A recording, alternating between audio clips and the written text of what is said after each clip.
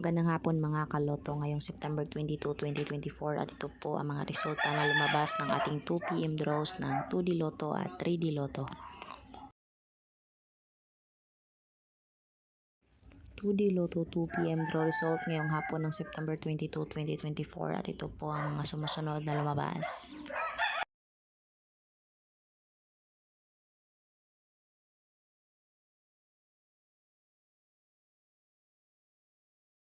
Three D Lotto 2 PM draw result ngayong hapon ng September 22, 2024 at ito po ang mga sumusunod na lumabas.